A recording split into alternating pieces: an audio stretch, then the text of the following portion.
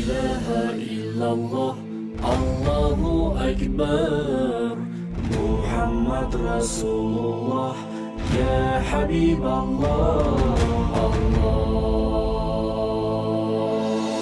إبراهيم خليل الله إسماعيل ذبيح الله علم علي خلق الله لا إله إلا الله ونوح مع أهله واستوت على الجود ما كان يقوله لا إله إلا الله الله أكبر الله أكبر. The religion of Islam comes from submission to Allah. Those who submit to Allah are called Muslims. Islam is based on tenets that are called the 5 pillars of Islam. These pillars are the framework of a Muslim's life and shows their faith in the devotion of their submission to Allah. The recitation of the statement, "There is no God but Allah, and Muhammad is his prophet," is the most fundamental expression in the Islamic religion. Muhammad is the prophet of Allah, as he was visited by the angel Gabriel during his sleep and was told to begin spreading the word of Allah. This recitation is the first pillar in Islam.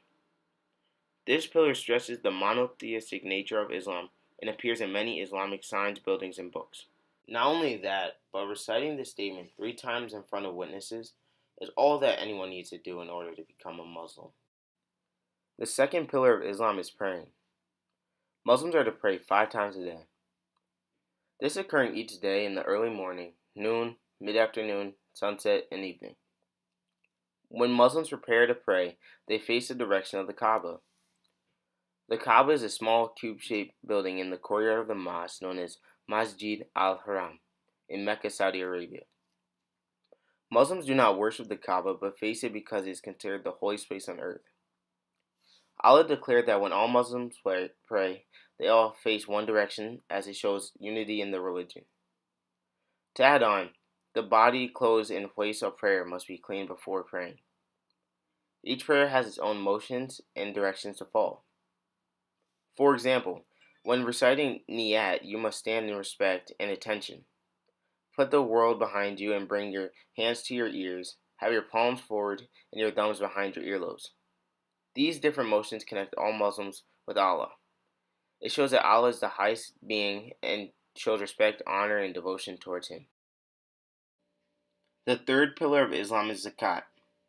Zakat is giving a portion of one's wealth to charity. This is considered a type of self-purification. It does not refer to giving out because of kindness and generosity, but to the systematic giving of 2.5% of one's wealth each year to benefit the poor. The money goes to a public treasury annually. The treasury funds can also be spent on public concerns such as educational or cultural institutions. There are many benefits of following this pillar, besides obeying Allah and giving to those less fortunate. Giving back helps stress that everything comes from Allah and that we do not really own anything, but everything is given to us by Him. The fact that nothing belongs to us means that we do not cling to anything. The third pillar helps free one from greediness, the love of money, and teaches self-discipline, and is just part of being a good person. The fourth pillar of Islam is fasting. Fasting occurs during Ramadan. Ramadan is the 9th month out of the 12-month Muslim calendar. The calendar is a lunar calendar, which means it is based on the phases of the moon. Ramadan does not start on the same date each year, but instead, over time, passes through all the seasons. This year, Ramadan occurs on May 15th and will end on June 14th. Ramadan occurs on the remembrance of Muhammad receiving the initial revelations of what became the Quran. During their fast, which is from dawn to dusk each day, Muslims who have reached puberty and are healthy are required to fast. They must avoid eating, drinking, smoking, and sex. But of course, there are those who do not have to fast. Those being the sick, the old, those who are pregnant, or mothers that must feed their babies. Muslims are to carry on with their usual daily activities, but some read the entire Quran, say special prayers, and attend mosque more frequently as it is a time to practice self-restraint and self-reflection. By depriving people temporarily of the material goods and sensual pleasures that are often taken for granted, it gives them insight into situations of people who are less fortunate. Fasting is seen as a way to cleanse the soul and have empathy for those in the world who are hungry and less fortunate. The fifth and final pillar of Islam is the Hajj. The Hajj is a Muslim pilgrimage to the holy city of Mecca in Saudi Arabia. This takes place in the last month of the year, which is called the Dhu al-Hijjah. Muslims are to complete the pilgrimage to Mecca at least once throughout their life. That is, if they are physically able to and if they can afford it. Rituals begin on the 7th day of the month and end on the 12th day. These religious acts were established by the Prophet Muhammad, but many variations have been made over time. When the person on the pilgrimage is about 6 miles from Mecca, he or she enters a state of holiness and purity known as ihram.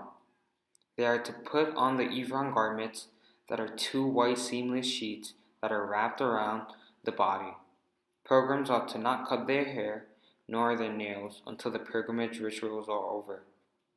The pilgrims are to enter Mecca and walk 7 times around the sacred Kaaba, kiss or touch the black stone in the Kaaba, pray twice in the direction of the Kaaba, and walk 7 times between the minor provinces of Mount Safa and Mount Marwa.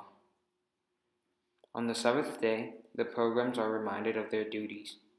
At the second stage of the rituals, which takes place between the 8th and the 12th day of the month, the pilgrim visits the holy places outside Mecca, which are called Jabal al-Rahmah, Muzdalifah, and Mina, and sacrifice an animal in commemoration of Abraham's sacrifice. At this time, male pilgrims have usually shaved their heads, and female pilgrims have removed a lock of hair. After throwing 7 stones at each of the 3 pillars at Mina, on 3 successive days, the pilgrim returns to Mecca to perform the farewell ritual of circling the Kaaba before leaving the city. Around 2 million people perform the Hajj each year, and the rituals are a unifying force in Islam as it brings all of them together in the religious celebration. The pilgrimage is important to the individuals and Muslim community as it has great religious significance, and is said that Allah forgives the sins of those who make the journey with reverence. In addition to these 5 pillars, there is a code of conduct in Islam that regards the roles of both men and women in society. Although the Quran regards both men and women as equal, they are not treated as such. The Quran does say that they have different roles in their life, but women are deprived of chances by the men. A woman generally has greater influence within the family, which is Islam's central social institution, while men usually have predominant roles in economic and public life.